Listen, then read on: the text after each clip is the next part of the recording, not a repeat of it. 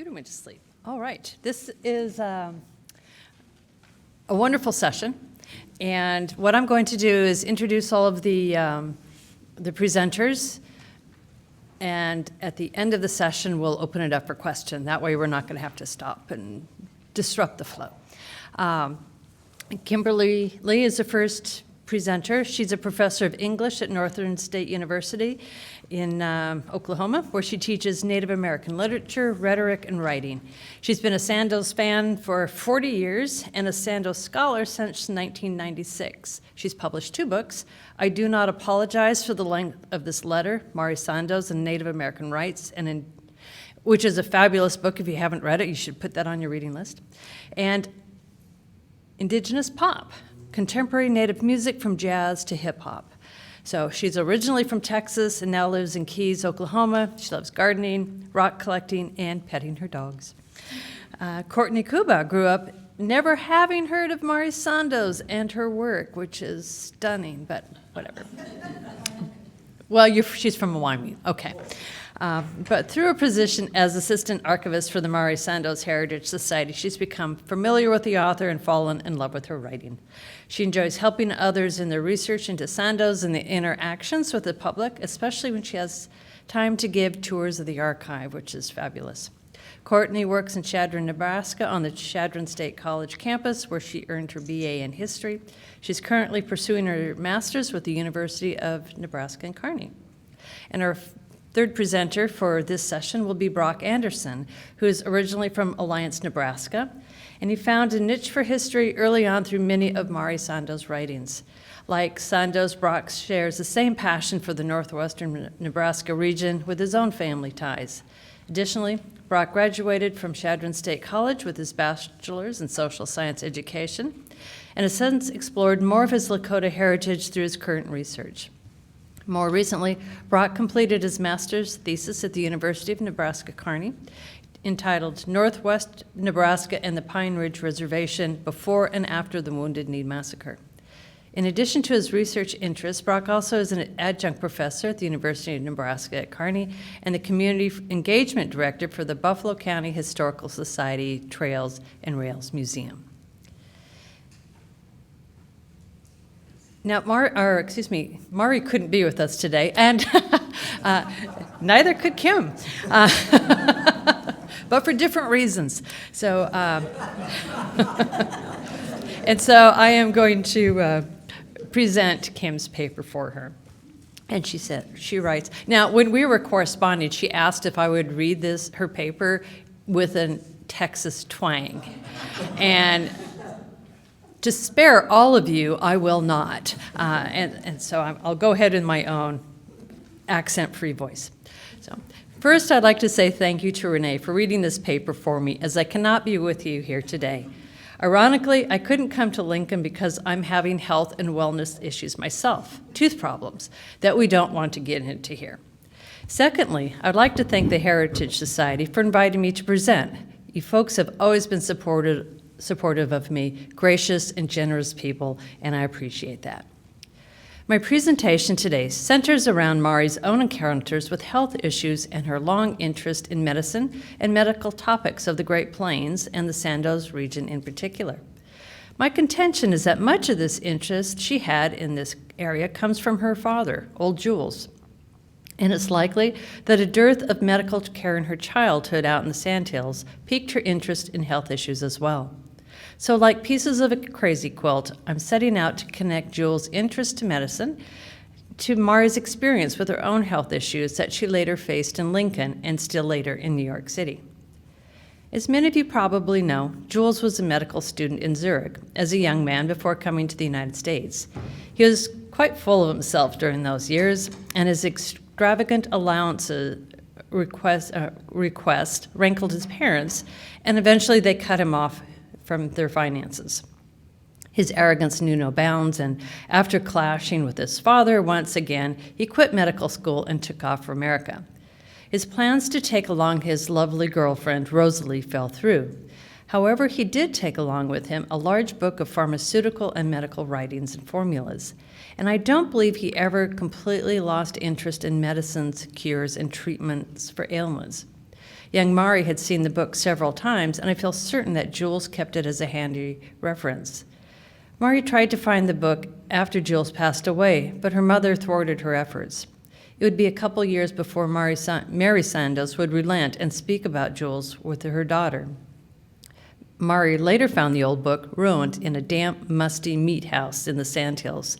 She writes of it in a letter to N.C. Abbott, quote, "I found old Jules' favorite heirloom, a handwritten medical book written over 300 years ago. It was a book of recipes that the early medico-chemists in our family used. The paper was thick, hand-rolled stuff, the ink faded, the language old French, and the recipes ribald and wonderful. When I found it in the meat house, it was a block of gray mold. Not a page could be saved." And although it might be only speculation, I think Jules specifically used that old book and other medical articles he collected to try his hand at making some cures. There are recorded documents that he made potions and varmint poisons for his fellow homesteaders up in the Sandhills.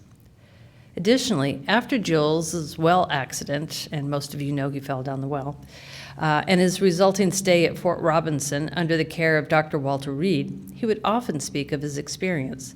Surely Mari soaked it all in. Jules spent about 8 months at the fort while he healed, often speaking with Dr. Reed about medical issues, treatments, and the like. It seems that he attempted to keep up a correspondence with Reed for a short time thereafter. Mari kept those pieces of correspondence for a long time, but apparently regarded them as family heirlooms rather than her own property. I'm not sure what became of the Reed letters, but I know that she was filled with consternation when they had been misplaced by an editor.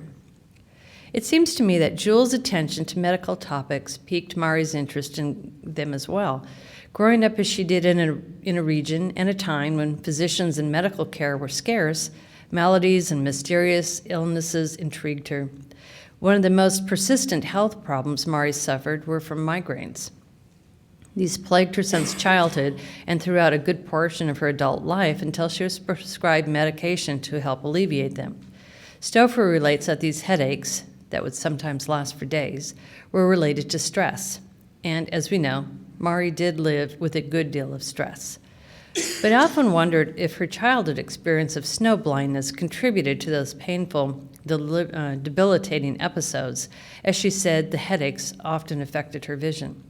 She mentioned the incident in several of her letters. As an adult student at UNL, the fact that Sandoz was literally a starving artist-writer during her early years in Lincoln did not help with her overall well-being either. She suffered from malnutrition and often skipped meals. Sometimes it seemed her main intake was caffeine and nicotine. Both were cheap and prevalent in those years of the Depression. Because of the incessant poverty, Mari often resorted to eating, quote, stale buns, unquote, or crackers, until she became allergic to wheat flour. Being gluten intolerant, as it is now known, must have been incredibly difficult for Mari, given the fact that it was, and still is, present in so many forms of sustenance. Still, Mari persevered, even if she had to rely on her friends' generosity and a free meal here and there. I'd like to take a bit of a side trail here for a moment to discuss Mari's concern for other folks on the High Plains whose well-being and medical issues came to the fore, the Northern Cheyenne in Montana. In 1949, while doing some follow-up research for her stunning book, Cheyenne Autumn, Mari visited the reservation at Lame Deer. The horrid conditions of the native community there appalled her to no end. Most important to her was the fact that the Cheyennes hospital had been closed, quote, so that the sick and the old, unquote, had to be taken over to the Crow Reservation for medical care. It upset her so, and she penned a letter to President Truman about the deplorable conditions. This letter, in my opinion, is a rhetorical gem that every American should read. I've written about this elsewhere, but I think it's important to bring it up today to illustrate how cognizant Mari was of the consequences relating to the lack of health care. She writes of her visit, I went to see old Sand Crane, keeper of the medicine hat, once as sacred an object to the Northern Cheyennes as the cross of Christ would be to the Christian. He lay in one room He lay in a one-room log hut, blind and bedfast. Could he be persuaded to go to die even in physical comfort amongst the crows? Of course, the answer was no, he could not." Unquote. Returning to Mari, though, by the time Sandoz was really hitting her stride in 1950, it seems totally unfair that her health would begin to falter. In 1953, she began to have some pain in her breast. The diagnosis was grim: breast cancer. In the spring of '54, she underwent a mastectomy for the complete removal of the right breast. Stauffer relates that Sandoz continued to write, working right up until the time they whisked her into the operating room. Just a day later, she had a secretary come to her hospital bedside to continue the work. Her prognosis was good, and the general consensus was that the surgeons were able to remove all the cancerous tissue. But it's another part of the story that just floors me. When she got home from the hospital, still somewhat weak from the ordeal, Mari became convinced that the wound was not healing fast enough. In true Sandozian fashion, Mari decided to rely on some old medical knowledge from the frontier times. Following Colonel Grenville Dodge's example for healing the stubborn wounds of soldiers by exposing them to dry prairie winds, Mari Sandoz sat bare-chested in front of an electrical fan for hours at a time in her New York apartment until she could, quote, "form a good, tough scab," unquote. By the summer, Mari was back in action, touring around the West in support of her latest book, The Buffalo Hunters. She did not, however, return to her summer writer's workshop at the University of Wisconsin that year, nor did she stop smoking cigarettes, sadly. Sandoz's sentiment toward medical and health topics really culminates in her novel, Miss Marissa. It's here that we find Mari fusing her historical knowledge of women physicians in the West and fictional techniques in writing. And although I highly doubt Sandoz would have called herself a feminist, she really was. And as a note here, there is an essay that she wrote where she says, "I am not a feminist." But as Kim points out, she really was. Her life is truly a testament to feminism and feminist ideas. I would even argue that Miss Marissa falls under the feminist literature category, Wild West feminism, but nevertheless. And I'm digressing. I'm sure others here today will speak on the topic of her novel, Miss Marissa. Unfortunately, in 1964, Mari fell ill again. The menace cancer had returned. Mari was dismayed, but faced the disease head on. She again underwent treatment and surgery, hoping for another positive outcome, for she had more books to write. Stauffer tells us that after her surgery in late January of 1964, Sandoz needed more recuperation than the surgery 10 years previously. Still, as late spring arrived, she was making travel plans for more research in the Ricker files at the NSHS and her book promotion for The Beavermen. I believe that Sandoz intuitively knew that her time was growing short, and she worked harder than ever, trying to get some of her most beloved writing projects in order. For example, the introduction to the Amos Bad Hartbull manuscript, collected and written by her longtime friend Helen Blish, and her Custer book, Battle of the Little Bighorn. These writings were very close to her heart. She had maintained from the early years in her research on Crazy Horse that Custer had been an ego-driven glory hunter rather than the fallen hero of the Little Bighorn. The view was highly unpopular in the early 1960s, but she never swayed from it. And Amos Bad Hartbull manuscript, a collection of ledger drawings depicting histories of the Ogallala Lakotas, was and is one of the most important Native documents to ever be published. It is simply amazing, and Sandoz championed its publication for years before it saw the light of day. She managed to complete these projects, but never saw publication of them. I, for one, am intensely grateful for Mari's stubborn Sandozian temperament. It certainly helped her fight through her health issues that would have stopped many from choosing a writer's life. I know some folks regard her as prickly and difficult, but she still inspires me, ceaselessly working to set the historical record straight as she saw it and believed it to be. The changes in medical treatments and preventative medical care changed drastically during her lifetime, and I suspect she was glad for that, especially where migraines were concerned. She wrote and worked up until the pain of cancer took her abilities away completely. In February of 1966, when again she was hospitalized, no medical procedures could save her. She could only be kept comfortable. She passed away on March 10, 1966, and was buried in her beloved Sandhills. I've visited the grave site several times in the last 15 years. The constant shifting of the landscape never ceases to amaze me. It's no wonder that she loved the country so, and I swear I can still feel her presence in the wind. Thank you. In 1849, Elizabeth Blackwell graduated top of her class from Geneva Medical College in New York, becoming the first woman in the United States to earn a medical degree. Previously, women were relegated to the role of midwife or did nursing at the home, but Blackwell opened the door for future women to practice medicine as a career. Within decades, other schools across the country accepted women into their ranks, and they took on positions of leadership within the field of medicine. But the trailblazing did not end there. As the country continued to expand westward, the need for doctors to care for settlers grew, and women were among those who heeded the call. Two of those doctors, Georgia Arbuckle Fix and Phoebe Oliver Briggs, who you can see here, that's Phoebe over on your left and Georgia on your right, became prominent members and valued members of their communities and served as inspiration for the heroine of Mari Sandoz's novel, Miss Marissa. Marissa Kirk was born out of wedlock to Lorna Kirk, a domestic servant of Scottish descent. When Marissa was 5 years old, Lorna fell ill and was unable to care for her, but she could not bear the thought of putting her daughter in an orphanage, so Lorna sent her to a poor farm. Marissa periodically reflects on her life on the poor farm, remembering it with shame and disdain because the humiliation she endured for her illegitimate status. Like poorhouses, poor farms provided a place to live for destitute individuals regardless of age, sex, or status, and were often a last resort for desperate people like Marissa's mother, who had no other options to sustain themselves or their families.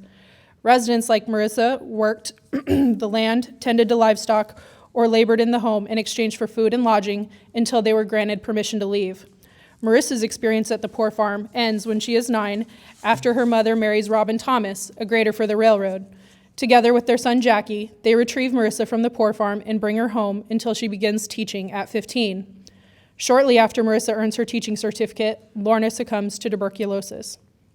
Perhaps inspired by the suffering and loss of her mother, Marissa moves to Philadelphia and earns her medical degree before opening a practice in Omaha. Parallels exist between the lives of Fix, Briggs, and Kirk at every stage, though it quickly becomes clear that Fix was the primary figure on whom Marissa was based. Like Marissa, Fix was born to an unmarried woman of Scotch-Irish descent in 1851. There's no evidence to suggest that Fix's mother sent her to a poor farm, but her mother's singlehood almost surely meant that the small family struggled due to the lack of income opportunities for women in the 19th century. In another example of imitation, Georgia's mother married when Georgia was 9 to Thomas Reeves, and a few years later, they welcomed their son Billy. Once again, Marissa and Fix's stories mirror one another, when at 15, Georgia went on to earn her teacher's certificate and her first job. It was during this time that she also lost her mother to tuberculosis, leaving the young woman without family as her stepfather and brother traveled west in search of work on the railroad. But Fix was not alone. She developed a friendship with a Dr. Dinsmore, who served as a mentor and instructed her in the field of homeopathy. This medical philosophy operates under the belief that like cures like, meaning that a large dose of a substance that creates symptoms of illness in a healthy person can be used in small diluted doses to treat someone. The belief is that like cures like, meaning a large dose of a substance that creates certain symptoms of illness in a healthy person can be used in small diluted doses to treat someone who is sick and exhibits those symptoms. The practice originated in the 18th century when a German physician named Samuel Hahnemann consumed a dose of a Peruvian bark that contained quinine that was found to cure malaria. After experiencing malaria-like symptoms, Hahnemann concluded that the quinine, when given to a patient with malaria, triggered their immune system into responding to the illness and cured them of the disease. This philosophy was the primary medical instruction Fix received when she first began to learn medicine, though later accounts indicate Georgia continued to practice homeopathy to some extent after obtaining her degree, as she was hesitant to prescribe medicine, and when she did, they were so diluted that residents used to joke about Dr. Fix's river water cures. With encouragement from Dr. Dinsmore, Georgia moved to Omaha, where she enrolled as a member of the first class of the newly chartered medical college and became the first woman to graduate from the school in 1883. She remained in the city for a year before heading west to join Thomas and Billy, but in that short time in Omaha, she developed a positive reputation that culminated with her election as the vice president of the Douglas County Medical Society. Less is known of Briggs's early life before she moved west. She was born in 1841 in Rockford, Illinois, and her family later moved to New York, where she, like Georgia and Marissa, became a teacher at 15. After she received her teaching certificate, Phoebe attended Rogersville Union Seminary in 1862, where she eventually became a teacher and principal. That Fix, Briggs, and Kirk all found jobs in education before pursuing medicine is not surprising. Outside of domestic servitude or factory work, teaching was one of the few options available to women who sought a life outside of homemaking. It provided them with stability and security, especially for unmarried women like Marissa and Georgia, who lacked familial support. Phoebe eventually left her position as principal and found a job at the New York Infirmary for Women and Children in 1867, and eventually moved to Philadelphia, where she was employed as a pharmacist's apprentice by an uncle and enrolled at the Women's Medical College. Briggs's experience as a student at the college highlight the difficulties women in medicine endured when, on November 6, 1869, she joined her classmates for a lecture at the Pennsylvania Hospital. The Philadelphia Evening Bulletin wrote that nearly 300 men from the surrounding men's colleges arrived to voice their outrage at the hospital for allowing women to attend their lectures and for their inclusion in the field of medicine. As the women entered the amphitheater, the men gathered round and hurled abuses at them before following the women through the streets while they continued their harassment. Similar instances reportedly occurred in classrooms and during lectures, indicating that this event was just one of numerous to intimidate women out of the medical profession. However, the harassment proved unsuccessful, and Phoebe graduated from the Women's Medical College in 1870. Shortly after graduating from medical school, Kirk, Fix, and Briggs all moved further westward, drawn to the possibilities of a new place and the opportunities it presented. Marissa's journey begins with a broken heart following the dissolution of her engagement after her fiancé discovered her illegitimacy. She arrives in the North Platte Valley, near what eventually becomes Gering, Nebraska, in search of Robin and Jackie, who are grading the land for the railroad, and quickly makes a name for herself after rescuing an injured man from the river. Despite her daring rescue, Marissa's arrival received mixed reactions. Though Mari does not state that Marissa endured harassment during her schooling, she does indicate that Marissa's sex could be a hindrance in her practice, with one of her early encounters with a group of Pennsylvania Dutchmen who refused to let Marissa treat a stabbing victim due to her sex. By the time they set aside their scruples and request her aid, it is too late. The cattlemen are also originally against her arrival, as she quickly files a claim in preemption across the river, cutting off land for the cattle to graze upon. But she gains the trust of some of the ranchers after she treats them and their men. One man, Sid Martin, provides Marissa with a team of horses and a buggy after she treats him for a broken neck sustained from a fall off a horse while trying to stop his stampeding herd. She fashions a neck brace from leather, provides him with a dose of morphine for the pain, and gives him a diluted dose for jaundice, and he eventually recovers. He is the first of the cattlemen to accept Marissa's presence, and they maintain a positive relationship throughout the novel. More individuals within the valley come to accept and value Miss Marissa's presence, including homesteaders, miners, Native Americans, and others who come to inhabit the region who seek her out for a variety of complaints, including toothaches, typhoid, fever, and bullet wounds. Like Sid, her clients frequently pay her in stock, labor, or goods for her services. However, her relationship with the community is endangered when she marries Eddie Ellis, an aspiring cattle wrestler who demands she quit her practice and become a housewife. He threatens those who seek Marissa's aid and those who help her around the hospital, leaving her ostracized from the community. She only resumes her relationship with the valley's residents when her husband leaves, though the relationships are once again strained with his every return until his death at the end of the novel. Fix also moves to North Platte Valley, but unlike Marissa, she travels with her stepfather, who excited Georgia with the stories of the region. Georgia filed a claim in Scottsbluff County and built a sod house that served as her home and medical office until she later established a hospital in Gering. Fix was the only doctor within 75 miles, replacing a Dr. Burney who was noted to refuse calls during inclement weather. Georgia's willingness to answer demands for her aid, regardless of weather or time, endeared her to the community, and she quickly established a positive rapport with the population. Like Marissa, Georgia entered into a marriage that had many commonalities with Mari's heroine. Mari makes it evident in her novel that Marissa pities Eddie and dotes on him more like a mother rather than as a wife. Similar observations were made of the relationship between Georgia and her husband, Nathaniel Fix, with writer Estelle Laughlin positing that maternal feelings rather than romantic ones influenced their union, and friends of Georgia wondered how two opposing personalities could come together in marriage. Eddie's desire for Marissa's full attention also appears to be based in Nathaniel's relationship with Georgia, as he demanded she quit her practice to become a homemaker. However, Fix's community refused to lose their doctor and helped her in obtaining a divorce. It should come as no surprise that Fix was highly valued within her community.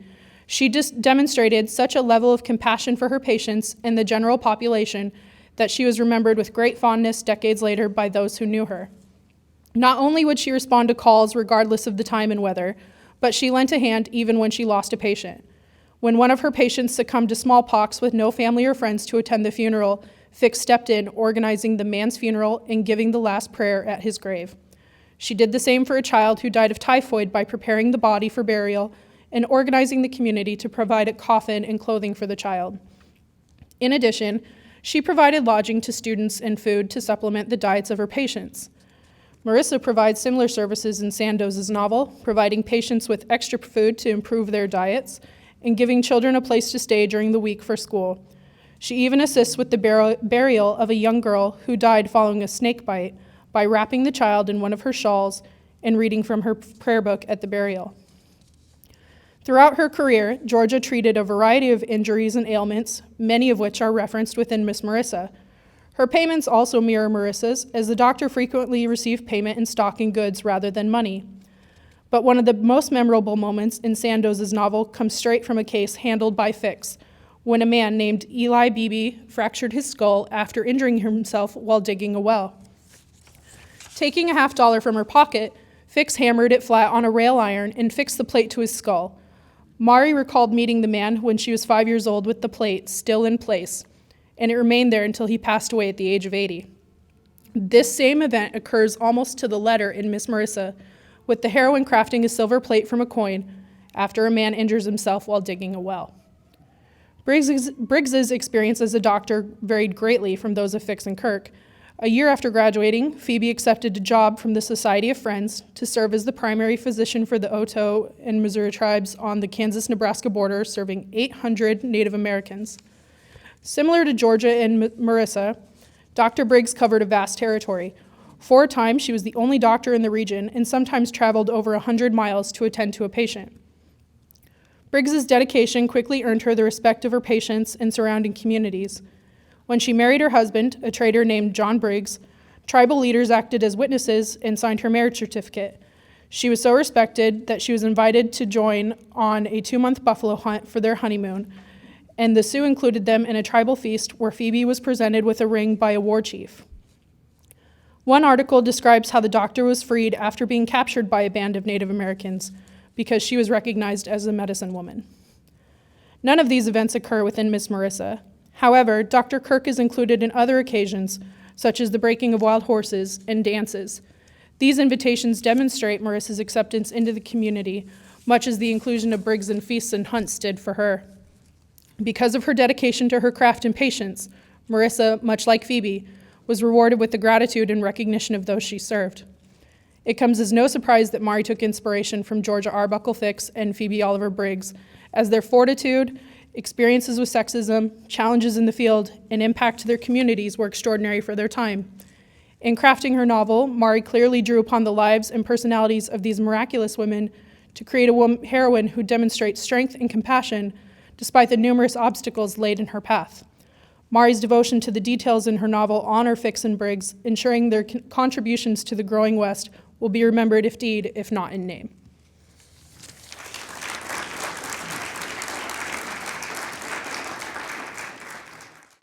So when Mike Smith had reached out to me about doing another presentation for this year's symposium about health and wellness, and I'm thinking, I don't know a whole lot about that specifically, but since then, I've further explored another part of my research through the Buffalo Bill Wild West shows that talks about a little bit of that. So kind of going back to what our keynote speaker had talked about, some of that physical and emotional wellness that these Native peoples have to go through.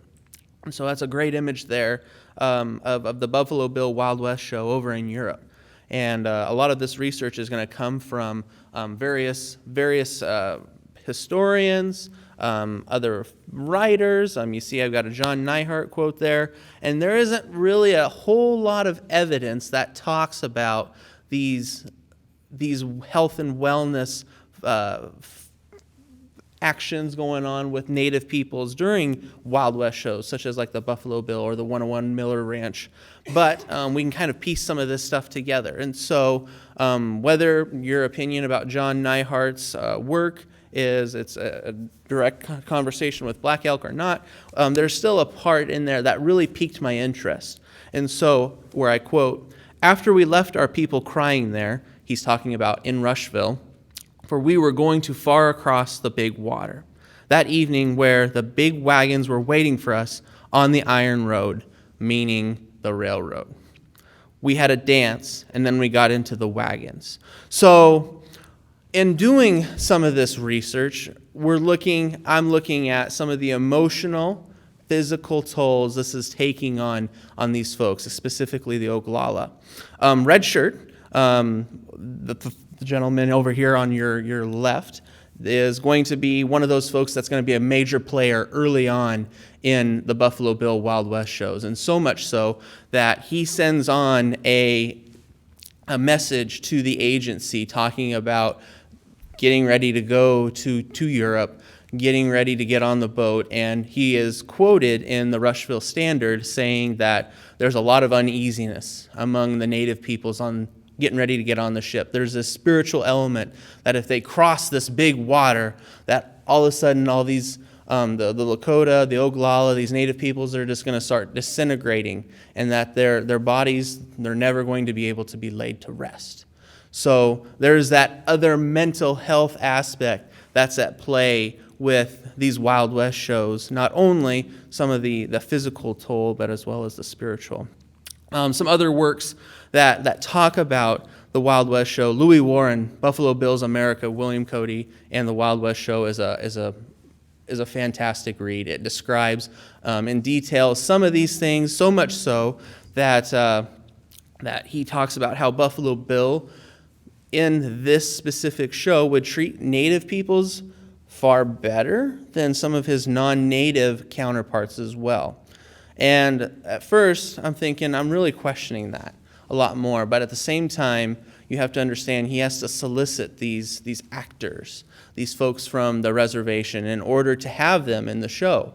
And that's a big part of Buffalo Bill's Wild West shows throughout the entire duration that he's involved. So there is a negotiation that has to take place between these Native actors and these Wild West shows to some extent. To go back real quick, Vine Deloria, he's one of the more prominent Native authors that you'll find, and everyone had expected back when he was writing on his books, when asked about the Wild West shows, the Buffalo Bill Wild West shows, he had credited Cody for his unusual healthy treatment of Native peoples while on that show.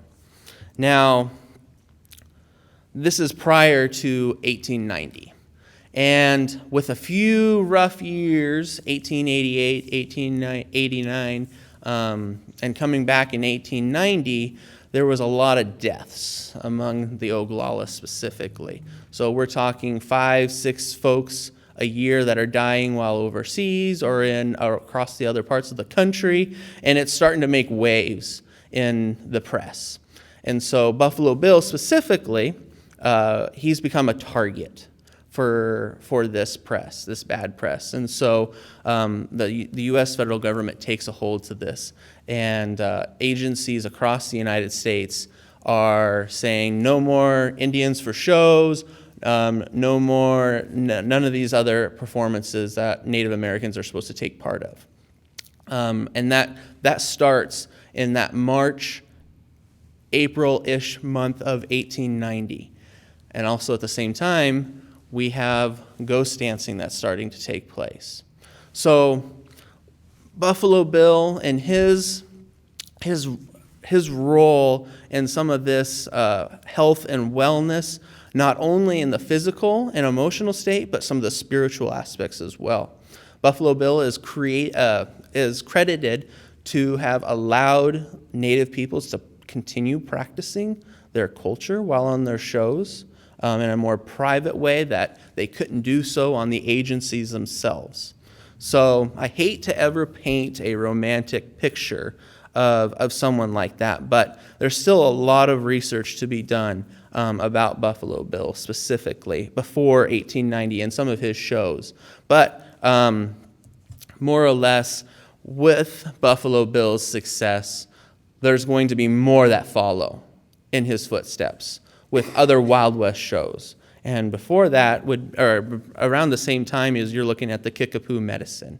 So they're the ones that are promoting these native forms of medicine. They're natural. They are a soap, if you will, that will help your skin in a more natural state. So that's where you've got some of these other aspects of how Americans are trying to adopt these native traditions or made up native traditions for that matter. And these are all based on like local newspapers, agency reports, and Lakota critics. I will also say, with the increasing Wild West shows, Red Cloud, not a big fan, and so much so that folks that take part in that, he's charging a 25-cent fee for everyone that goes and performs in these shows to try to deter some of these Lakota actors from leaving the reservation. And oftentimes you'll see that these shows, they will report back to the area, to the agency, and they'll make their way into the newspaper. And so, for example, this article that I like to highlight, O.W. Snyder, a representing Buffalo Bill's Wild West show, returned to Rushville by special cars Wednesday morning, bringing back the Indians which he took away last April. He went to Pine Ridge with them the same day, arrived here, and they were paid off there. So this is just one example of some of these reports that are occasionally put into that newspaper, and that's common in the Chadron Democrat, the Gordon Journal, the Hay Springs Enterprise, et cetera, et cetera. And again, post-1890, we have the Wounded Knee Massacre, we have the ghost dancing, that doesn't completely subsidize, but we have these others that are still continuing to take advantage of Native actors. So specifically, we have W.H. Barton of Gordon. He is going to be working with the Miller 101 shows, and he is going directly to the reservation in Pine Ridge, and he's coming up with all of these contracts. And in a way, this is what I would call indentured servitude. So again, I hate to read off of my own slides, but I think it's well worth it. So starting on that far right, it says, "It is further agreed and understood and by between the parties hereto that the party of the first, being the Miller Bros, shall retain from the weekly wages of the party of the second, the native actor, in the amount of column B, opposite to the signature of the party of the second part, and such money so retained, so such shall be sent each week to W.H. Barton at Gordon." So we have this other aspect, this mental wellness, if you will, where these native actors are not even getting paid directly. In fact, their checks are withheld until Barton is paid, or these Miller 101 shows know what to do with the rest of their checks. And so Barton will even go on and say that, hey, this isn't good for Native peoples to have this amount of much money in their hands while on shows. The stereotypical, they're going to go out and they're going to go get drunk, they're going to go cause problems, they're going to do all these other things, even though there's no strong evidence to support that as well. And again, a continued contract here where these parties have to agree to pay for the said regalia that they have to purchase at Barton's store in Gordon. And so some of those items included head clothes, headdress, moccasins, all of that they would have to purchase with Barton in order to go on to these Wild West shows. So furthering kind of the less amount of the wage that they're going to be getting. Okay? And so what does Mari have to say about all of this? Well, as I explored some of the Buffalo Bill Cody section that she has a lot of articles that she's cut out, and she's got a few notes.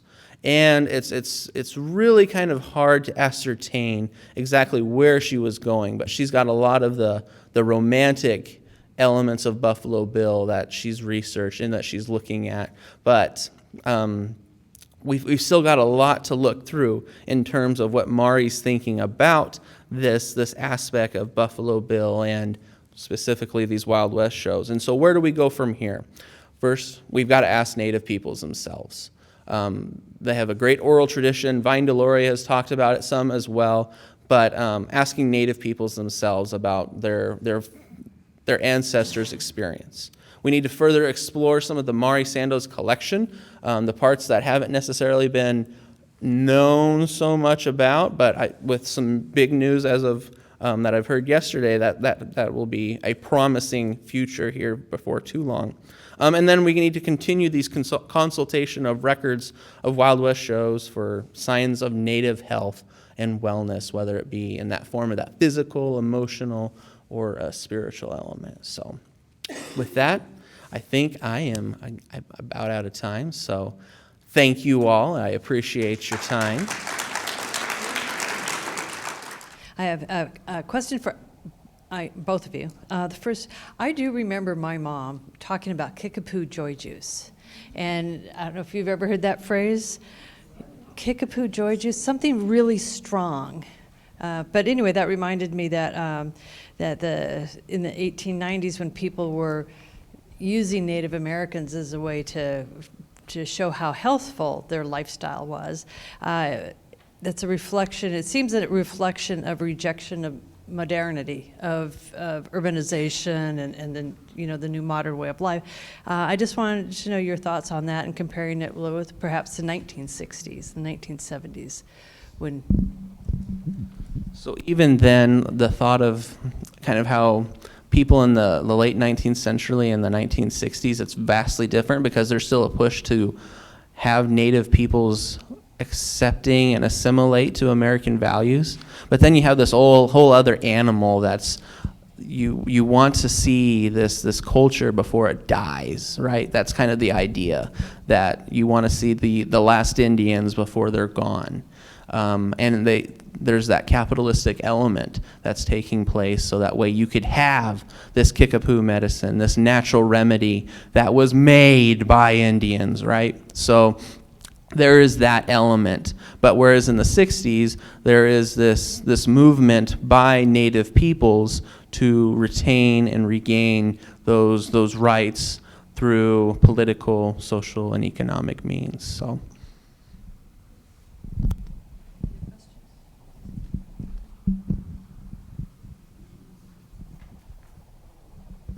Is there any indication that the medicine shows, the Wild West shows, I should say, had a physician with them, or did they rely perhaps on local physicians, Chicago, wherever they may be? So yeah, there wouldn't necessarily, especially early on, be the physicians with them, but they would rely on physicians in the area. And so if it was determined that there was a Native person that was ill, they would be sent on their way back home, especially with the Buffalo Bill Wild West shows, on the Wild West show's expense. So that was part of the agreement through many of Bill Cody's agreement with Native peoples.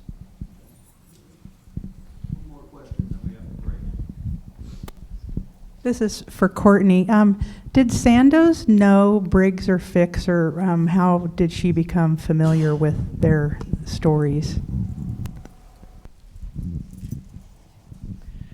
So Mari never met Briggs. She recalls in a letter that she saw Fix when she was very young, and she remembered her as an elderly, very proud woman. But I think, so Fix she was aware of. I think a lot of it, she came about through her research. She doesn't really exactly say. Most of the letters that have to do with Fix and Briggs are with, in the case of Phoebe, it's a nephew of hers that she corresponds with after he sees her dedication, because she dedicated the book to those two women and another doctor named Mary Quick, who I couldn't find anything about. And then, so then Fix, she corresponded with Estelle Laughlin, who accused Mari of stealing her song, as it were, because she wanted to write about Fix. So she doesn't specifically say she'd seen Fix in real life, but I suspect it was mostly through research that she did here in Lincoln.